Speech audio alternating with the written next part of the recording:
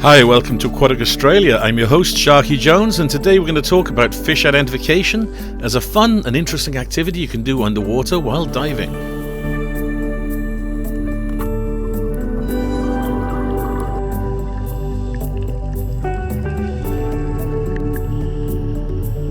As divers, we're in a position to see changes, especially on sites that we dive repeatedly over time. Also, people protect what they love. This makes divers natural ambassadors for the aquatic environment.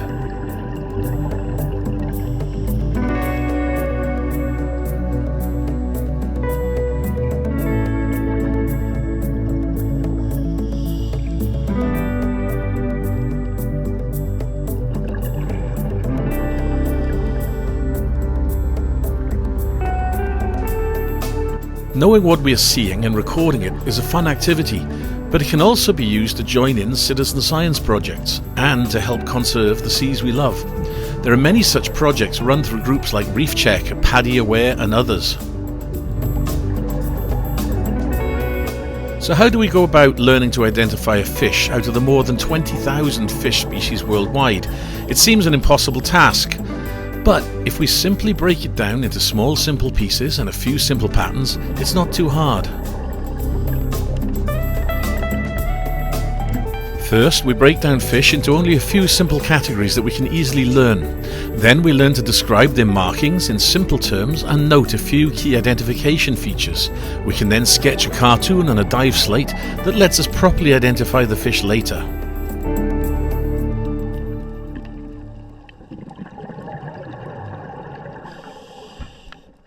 The purpose of this video is to be a quick and simple introduction. You'll still want to use websites and fish books like those we'll link to, as well as course materials from your training agency if you're doing a course. We hope this video will introduce you to a fun activity that adds a new dimension to your diving, as well as show you how to simplify fish into simple, broad patterns, and to provide a resource for schools and dive training specialty courses that you might do. Let's start by talking about how we dive while fish spotting, because everything else comes second to good, safe and environmentally sound diving practices. 1. Don't chase fish. Try to be calm and observe. This can be easier said than done. 2. Don't surround a fish with divers or trap it in a corner. Try to allow the fish a route out, an escape route. This might not always be easy. In this shot, a small grey nurse shark comes into our space in a canyon, and it tries to push between us and the rock. And then it gets a little spooked when it realizes we're not moving out of its way like other fish do, and it's closer to us than it thought.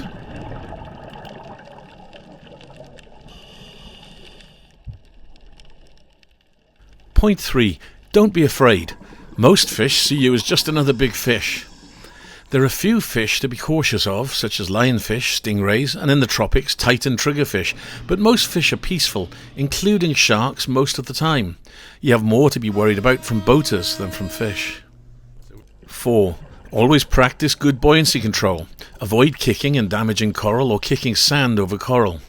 5. Most importantly, always be aware of your dive time, depth, air, no decompression limits and surroundings. Don't get so focused you forget to dive safely. Equipment you'll need includes your normal scuba or snorkeling gear, but don't forget you can practice by going to public aquariums like Aqua in Perth while staying dry. You'll also need a dive slate and pencil, fish ID reference materials such as ID slate, books and websites. A basic underwater camera, such as a GoPro or a TG7, can also be really useful, but not essential. And most of all, you need a sense of fun and an interest in fish. As we mentioned, there are more than 21,000 species of fish globally. Fish can be found from the deepest caves and oceans to the highest mountain lakes. In short, fish are amazing. We will learn how to recognize a number of key families, which work both in the tropics and temperate areas. This is useful since Western Australia is split into 4 distinct bioregions, from cold water in the south, to Mediterranean in the middle, to tropical in the north. We'll also learn how to recognize and describe some key identification features such as patterns, spines, fins, colors, etc.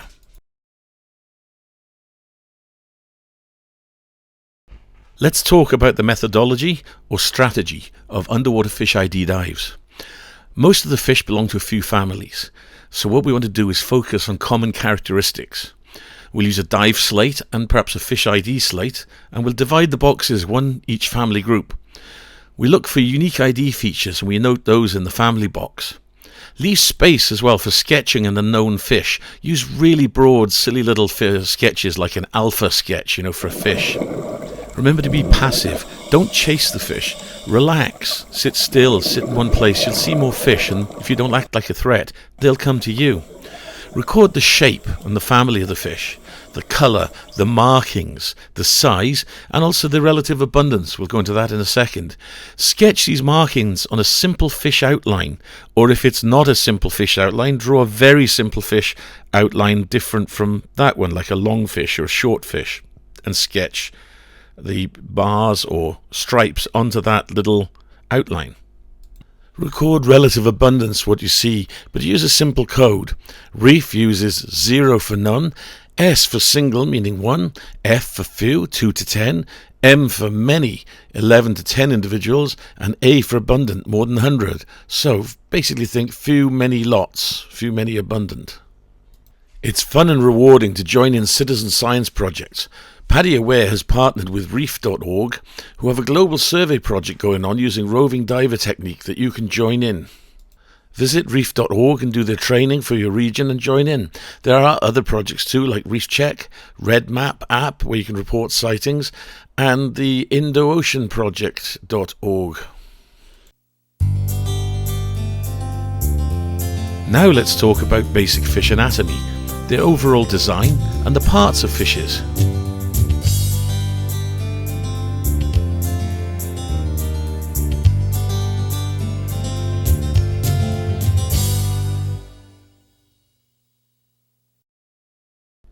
There are 4 approaches to body shape that different fish evolved based on their niche in the ecosystem. 1 is acceleration. 2 is economical long-distance cruising. 3 is maneuverability. Or 4, look like a stereotypical fish, like a jack, somewhere in the middle that can do a bit of everything. There's also a 5th approach, not really shown here, and that's camouflage and defensive venom, like a stonefish or a scorpionfish. Sit there, be unseen and ambush. But in general, these 3 drivers act on fish as evolution.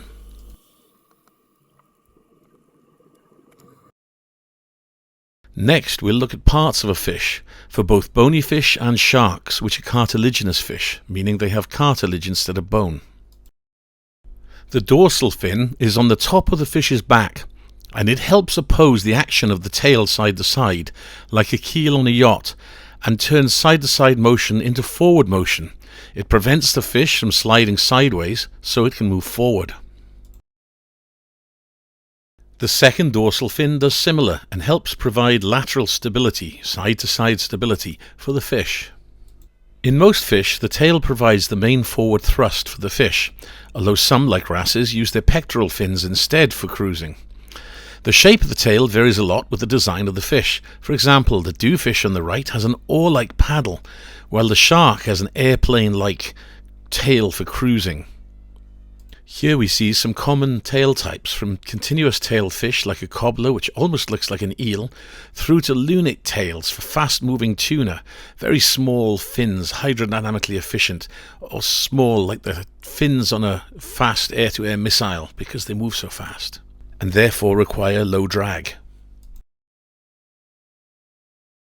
Like the tail, the pectoral fins are specialized for different lifestyles. A fish like the dewfish on the right can maneuver well while hovering with its fins and even go backwards, while a shark's fins are more like airplane wings, and they aren't for going backwards but create lift to overcome its weight. The caudal fin also acts like a keel, helping the fish swim in a straight line. Not all fish have anal fins, but in some, like sharks, they act like another pair of pectoral fins, creating lift and supporting it when swimming.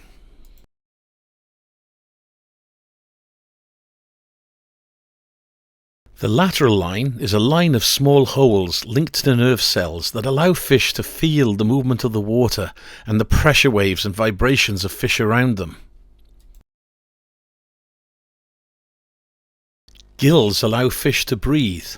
They have a number of plates filled with capillary blood vessels that can allow oxygen to be absorbed into the blood and at the same time allow waste gases like carbon dioxide to be removed from the blood as the water passes over them. Like everything else, fish's mouths are shaped by their lifestyle and their feeding patterns. Some of them have mouths that face up, called superior mouths, that is if they feed on the surface. Others have downward facing mouths for feeding on the bottom. Others have a mix with a mouth at the end called a terminal mouth. Eyes are another full topic that could be discussed in depth, that it also is shaped by their evolution and niche. But for now, we'll just stick with an eye as an eye. But what do you call a fish without an eye? Well, that's a fish. And no, I didn't create this entire video just so I could crack that gag.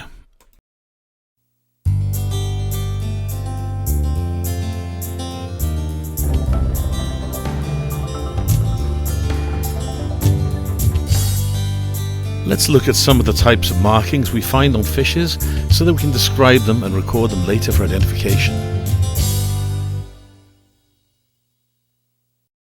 Bars are vertical lines, like those seen on old wives on top and the moonlighter below.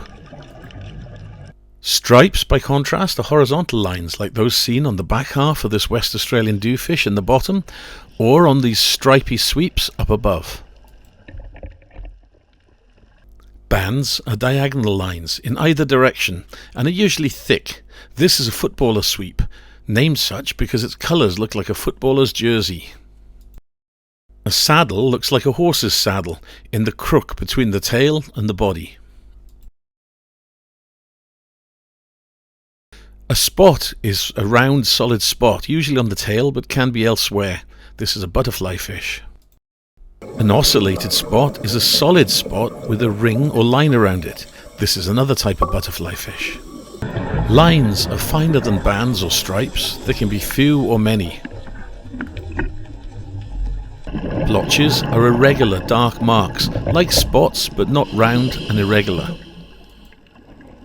Speckles are smaller and are large numbers of round spots, usually smaller than a large single spot or speckle, and maybe different sizes. Spectacles are lines around a fish's eyes. They usually radiate out from the eye. Remember, these are just guidelines to help you describe and recognize key identification features and to sketch and record those features. I've compiled a list of great references for West Australian and West Coast fish identification. Some are books and some are free references, including a free online book. Pause the video and check out these references later.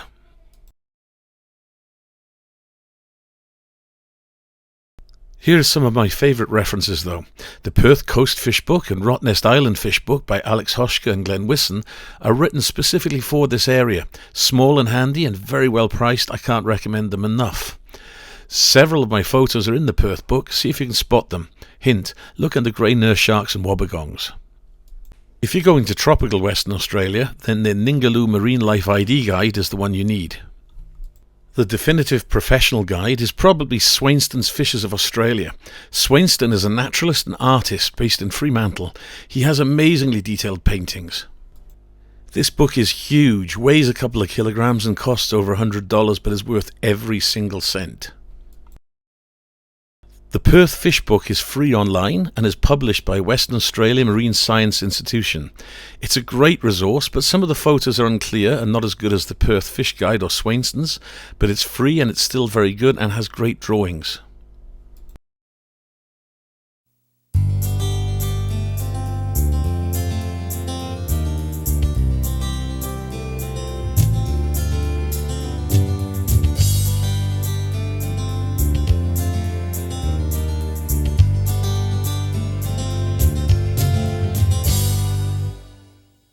As we discussed earlier, to help identify fish, we split them into a number of simpler groups so we know where to look in the fish guides, and we have an initial starting point in our heads that we can build on by looking for key ID features to search for. This list uses 12 main groups. It's not perfect, it's a bit broad, but it works to get you going. This grouping of 12 is based on PADIs, and has been chosen as it overlaps well with their PADI Aware Fish ID specialty course. Western Australia is split into 4 bioregions according to the Department of Fisheries Marine Biologists. There's a lot of overlap between them, such as when tropic fishes come down to Perth in the summer with the tropical Lewin current. But generally it works well as a model. Group number 1 are butterfly fish, angelfish, surgeonfish, tangs, sweeps and old wives. They're generally disc-shaped and thin, and they're usually colourful and patterned and often have a spot at the back. The western talma is a butterfly fish endemic to Australia. It's found from South Australia round to Exmouth in Western Australia and is seen on most dives off Perth. They're territorial and form pair bonds. They pick off small worms, crustaceans and algae with their long snouts. The West Australian butterfly fish is native to the western side of Australia. They have an ocellated spot at the top of their fin, which tends to disappear as they grow up. It mimics an eye to confuse predators. They grow up to 16 centimetres, live in subtropical and tropical zones over rocky reef and kelp beds. They pick off small crustaceans and algae with their small pointy mouths. The moonlighter is a sweep. It's found on rocky reefs from South Australia to Southwest Australia, and it can grow to up to 40 centimetres and has 6 black vertical stripes. Footballer sweeps are colourful small sweeps, often found in large numbers over reefs at Rottnest and on the west coast. They live in the subtropical zone, eat algae, and grow to a maximum of 20 centimetres. They get their name as their bands look like an Aussie Rules footballer's jersey. They are curious and a frequent, friendly companion to divers. Stripies are tropical to subtropical and can be found from Japan right the way across to Hawaii and down to Augusta at the southwest corner of Australia. They like reefs, caves, jetties. They feed on small crustaceans and algae, and they form big schools. These ones are being filmed inside Aqua, the aquarium of Western Australia. Wonderful place to go on a wet day when you can't go diving. It's also the perfect place to go and practice your fish watching because you have all the time in the world and you're not short of air. Old wives were classed with butterfly fish but have been given their own classification now in science. They look like Amazon freshwater angelfish you might have seen in aquarium shops. They form mated pairs and are territorial. They have venomous spines like lionfish but are very placid. They get their name as when captured they grind their teeth making a noise said to be like that of an old wife. What can I say? They were named before political correctness. Spotfin butterfly fish or threadfin butterfly fish are a tropical visitor. They occasionally come down with the Lewin current from the north and can survive year-round on the north side of Rottnest Island, where this shot was actually taken, but usually they retreat back up north in the winter. Lined butterfly fish are beautiful, and they're fairly rare to see, but apparently they do live all the way down to Mandurah and live all year round in this area. These ones were seen at the west end of Rottnest. Banded sweeps are found in the southern half of Australia in the temperate and subtropical zone, up as far as the Abralos. Surgeonfish are interesting. We don't really have surgeonfish in the west coast bioregion around Perth, except really as visitors from Coral Bay, maybe occasionally. They have a spine at the base of their tails, said to be as sharp as a surgeon's scalpel, which is where they get their name from. Group number 2 are jacks, sometimes called trevally, barracuda, porgy, bream and chub. These guys are usually silver and they're fast and they have ray-shaped fins. Silver trevally, commonly called skippy, form schools over weed and are hunters. They can grow to 1.2 meters and 18 kilograms, but typically are 35 to 60 centimeters. They live in the subtropical to temperate region from the north of Perth all the way round to New Zealand and up some of the east coast. Snook or pike is a member of the barracuda family, but a small one. It likes colder water and grows to about 1.1 meters or 5 kilograms, and is often found over weed and seagrass in schools. Buffalo bream are not actually a bream, they're actually a chub. There are 2 species in Perth. Western buffalo bream is smaller and subtropical, while silver drummer is temperate and gets up to 80 centimeters, forming large schools. They eat algae and are territorial, and actually farm algae and look after it so it grows. The pink snapper or Australasian snapper is not actually a snapper, which is the family Lucidinae, at all, but it's a porgy. It's found in subtropical and temperate Australia, New Zealand, East Asia, Japan, China, Taiwan. It's a popular table fish, and the ones shown here with blue spots are juveniles.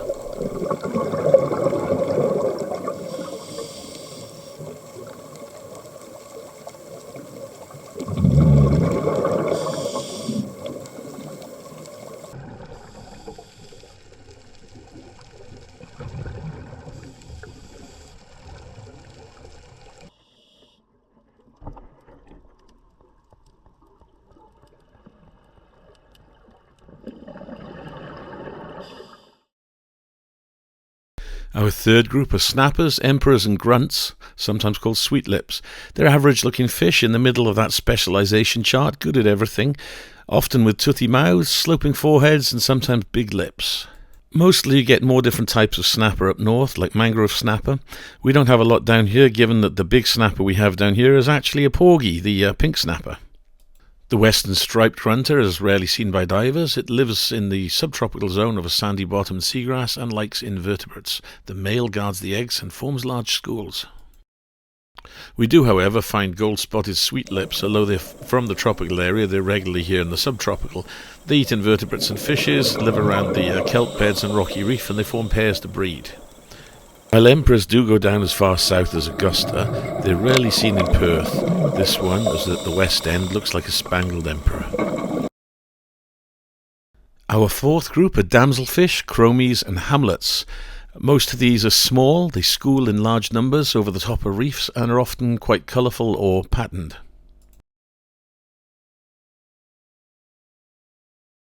Black-headed chromie are pretty little damselfish, and they can often be found in small to medium schools over the top of reefs and are quite distinctive. They're great to sit back and watch as they dance over the top of the reef.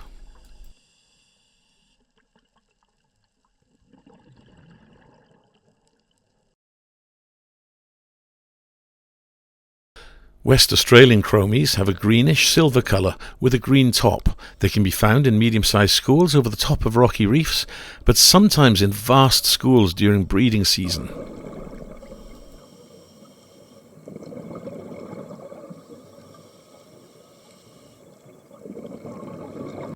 Scaly fins are also commonly known here as bugger-offs, as these pugnacious little fish defend their territory in eggs and get right in your face with the bravery of a terrier.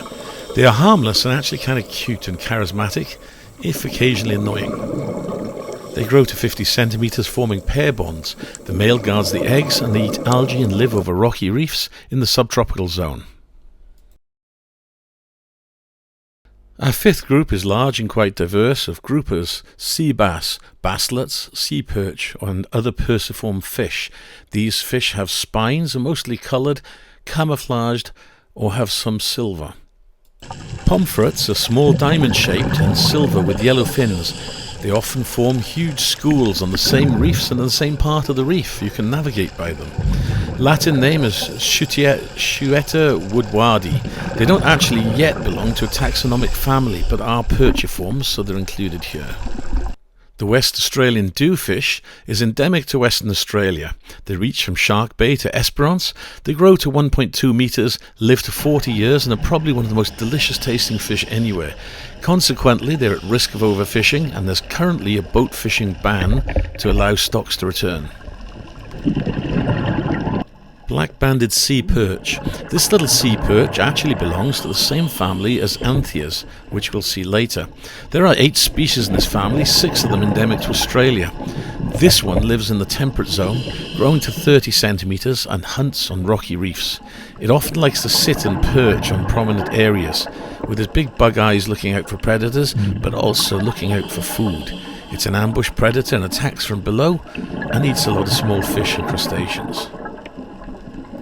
Some key ID features are it's got red and white bands, looks like a little grouper, and a big black blotch in the middle.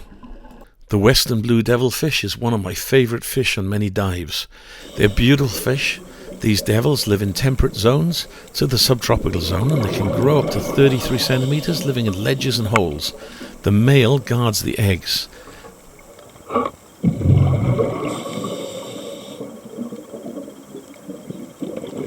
They're often quite shy and will disappear when you first approach, but if you stay still, they'll come back out to see you and let you sit still and photograph them.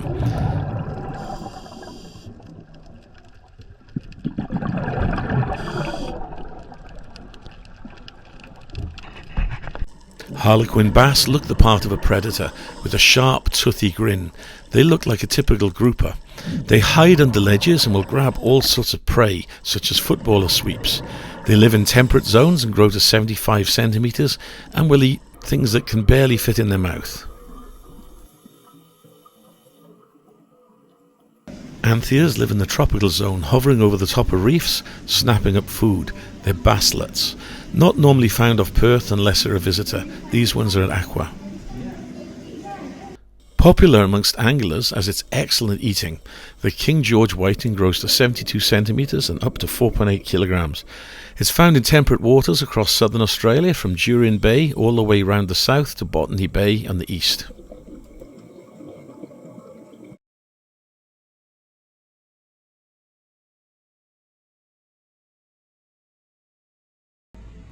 Sand whiting is a common species for anglers. It's not often seen by divers as it's usually over sand and in uninteresting diving areas. They can grow up to 21 centimetres. Breaksea cod are another typical looking grouper. They're a small species of grouper found over rocky reef. They grow to 56 centimetres and live in the temperate zone. They can be very curious and will warily approach divers if you sit and wait, usually disappearing quickly and then coming back.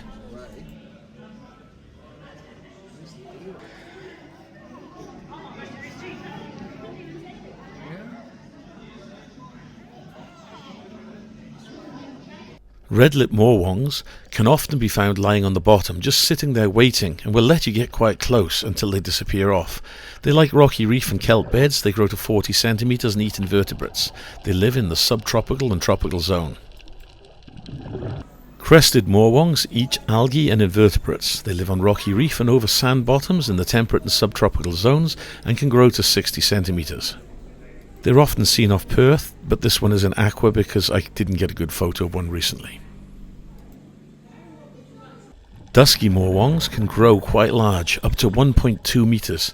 They like to live over rocky reef and seagrass in the temperate zone. They are large, big silver fish with big lips and will often let you get quite close to them and then back away. Group 6 are parrotfishes and wrasses. These are a wide group again, but one thing is common with all of them: they tend to swim with their pectoral fins.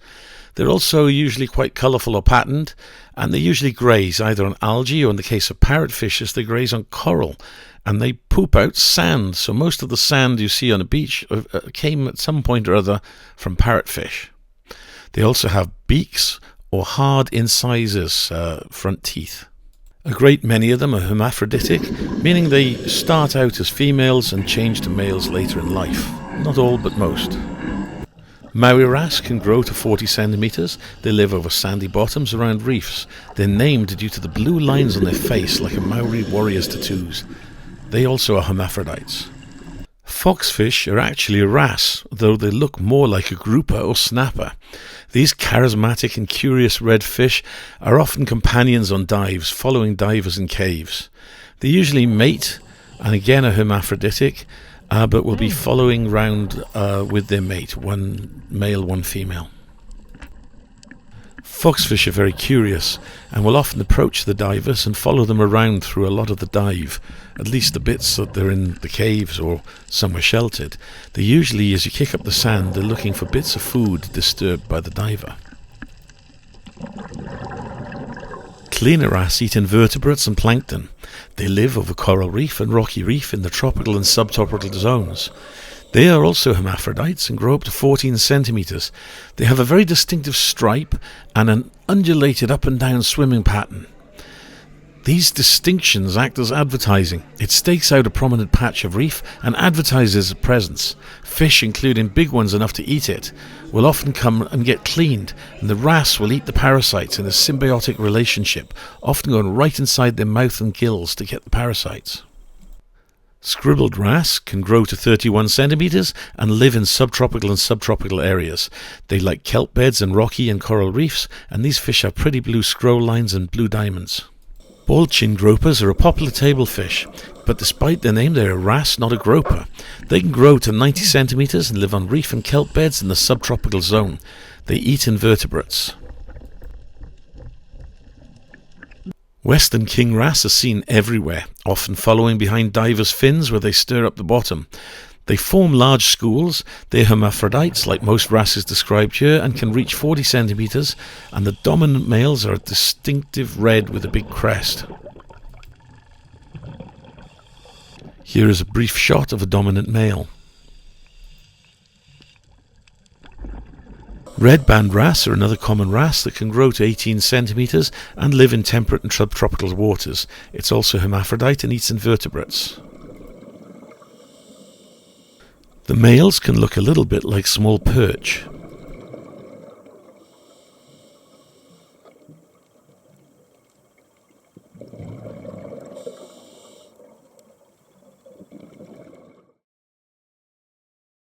Group 7 are squirrel fishes, big eyes and cardinal fish.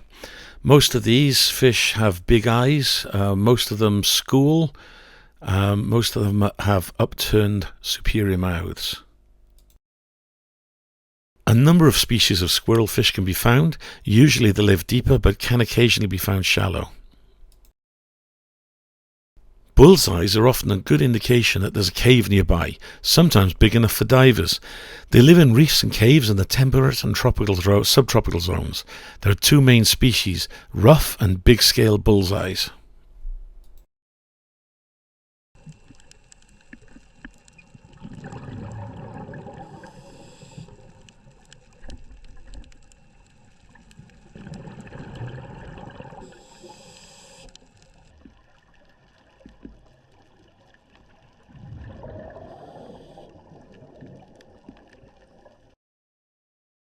Western striped cardinal fish are often found in small crevices and ledges on rocky reefs in the temperate and subtropical zones. They can grow to 8 centimeters, they form mated pairs, and the males will nurture the eggs in their mouth as mouth brooders.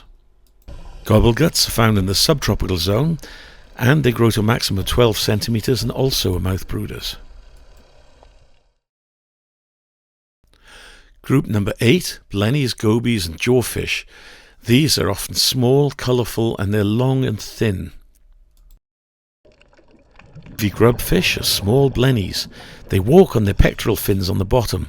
Living in kelp beds and rocky reef in the subtropical zone, they can grow to 24 centimeters. Fire dart gobies are only really found in the tropical zone as you get up towards Ningaloo Reef. Blue-lined hula fish are small, colourful and long fish which form small aggregations close to the reef. They can grow to 8 centimetres and the males guard the eggs. They live in the temperate zone and we regularly see them out around the reefs of Perth. In the background here there's an old wife and some bullseyes.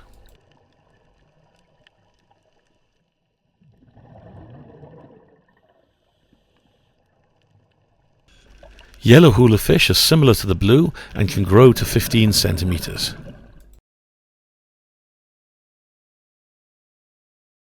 Group number 9 are flounders, scorpionfishes, lizardfish and frogfish. All of these live on the bottom. The scorpionfish, lizardfish and frogfish all have upturned mouths and stay on the bottom and are ambush hunters. Flounders are camouflaged and flatfish that lie on the bottom in the sand. Some, like scorpionfishes, lionfishes and stonefishes, also have very venomous spines. There are a number of different lizardfish around the region. The greater lizardfish can get as big as 60 centimeters. They lie on the bottom as ambush predators and eat fishes, crustaceans and squid. Scorpionfishes are also ambush predators. They lie camouflaged on the bottom waiting to attack. They are part of the Scorpindae family, which includes lionfish and stonefish. They have venomous spines in their back and often don't move and can sting divers if trodden on, so be careful. Lionfish are graceful predators, members of the Scorpindae family. They have venomous spines and should not be touched. They are native to the Pacific and Indian Oceans and should not be killed. In the Atlantic, they have become an invasive species and people there are killing them, but do not try to do them here. They are needed here. They are also very beautiful and they can get you hurt if you're not doing it the correct way. So do not kill these guys. They have a part in our ecosystem. Unless you're in the Atlantic, then get rid of everyone you can.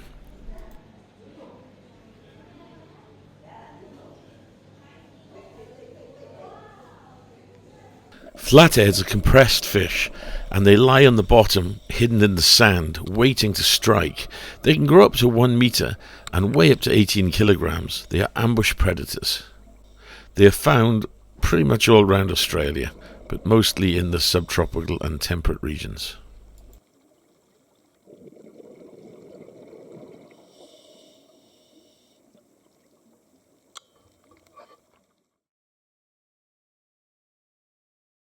Group number 10 are filefish, triggerfishes, including leatherjackets, puffers, boxfish, cowfish, goatfish, trunkfish, trumpetfish, and drums. Triggerfish, many of them, they have a big spine on their back, like a trigger. Pectoral swimmers, most of them, and slow movers, and funny shapes and quite often colourful. Talking of funny shapes and colourful, one of my favourite fish is the white-barred boxfish. It's a distinctive fish, sometimes nicknamed the pumpkin fish or trump fish due to their tubby orange appearance. They are poisonous, so should not be eaten. They tend to swim with the pectoral fins and are quite curious of divers, but still wary. But you can get quite close to them after a while. They'll habituate you a little bit. They won't let you get too close, but you can get reasonably close. The West Australian seahorse is endemic to southwest Australia from the Abrolhos Islands to Rockingham. It lives on the edges of rocky areas on muddy bottoms and where there's murky waters and high sediments such as jetty pilings and moorings. They can reach 22 centimetres. There are a number of species of filefish, from tiny ones that are often found around seahorses in weed right up to large 30 to 50 centimetre species. They usually have a trigger spine on their back, and leather jackets are also sometimes called horseshoe leather jackets. Are a stunning blue and yellow fish with a distinctive C-shaped mark in the middle of their flanks. They grow to about 51 centimetres and are found from the Abrolhos south round to Tasmania in the temperate zone.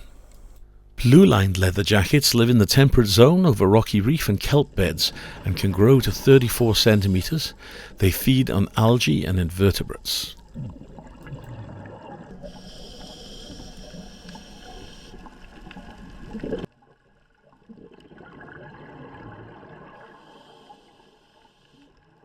Goatfish have long whiskers or barbules underneath their chin that makes them look like a goat.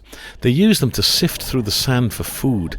They live in the tropical and subtropical zones, forming small schools in many habitats and can get to 50 centimetres. Their barbules actually have taste sensors on them so they can taste the food in the sand with the whiskers.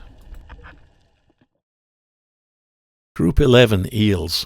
We don't really get many eels around Perth and the west coast zone, but as you get north into the tropics you do get more morays. Occasionally you might find a moray in the Perth area. This moray here is actually from the east coast. I couldn't find a photo I could use. But we sometimes see greyface or undulate, which are also grey morays, and they can be found from Shark Bay north.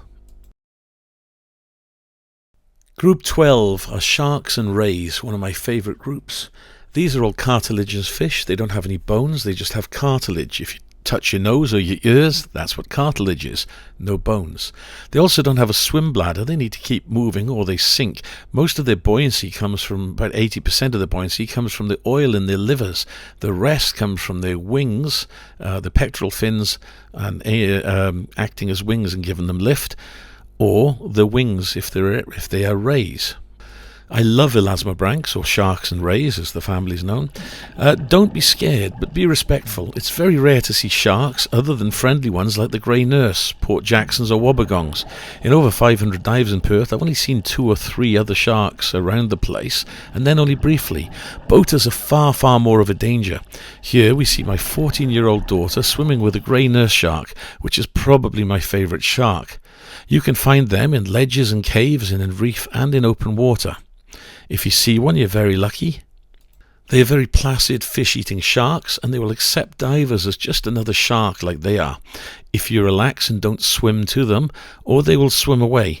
They grow up to 3.3 meters and look fierce, but are actually fish eaters. And look for the 2 dorsal fins and the snaggly teeth. In fact, in South Africa they're called raggy-tooth sharks, and sand tigers in the UK and America. There are some dive sites where at certain times you can have up to a dozen around you. They're very polite sharks, sadly threatened due to spearfishing in the late 1960s. Also, you can see them at Aqua and pay to dive with them in at Aqua, and I'd highly recommend it. It's fantastic. Port Jackson sharks are cute little bottom-dwelling sharks. They have 2 spines on their back and one of the most ancient families predating dinosaurs. They eat shellfish and invertebrates, and they can grow up to 1.65 meters.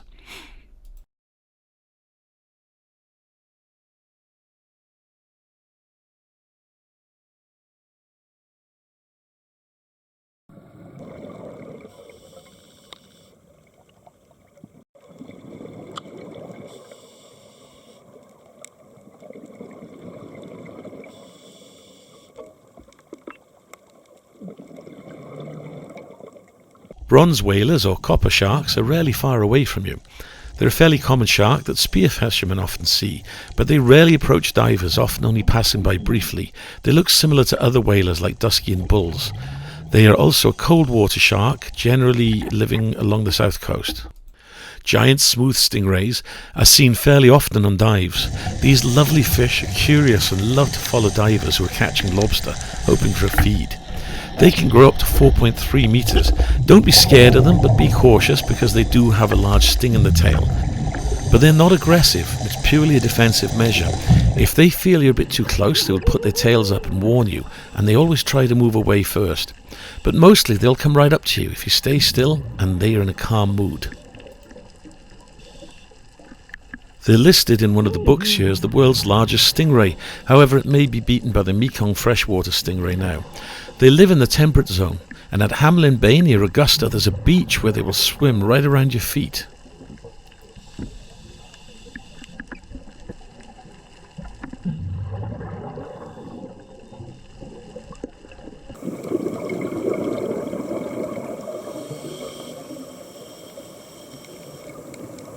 Fiddler rays are a shark-like ray, the front half ray, the back half shark, with gorgeous markings. They are rare to see. They like sandy bottom and seagrass in temperate waters. They eat invertebrates and grow to 1.45 meters.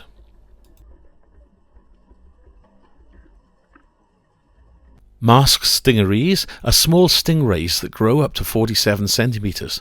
They live in the subtropical zone, often around reefs over sand and seagrass. They are sandy coloured with a brown mask. They also have a sting in the tail, so don't touch.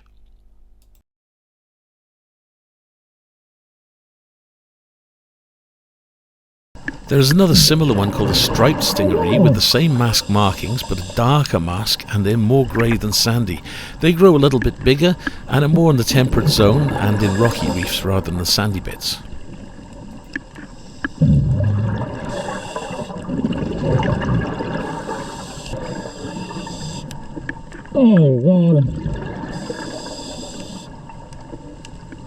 The spotted stingarees are much rarer to see, often hiding in alcoves.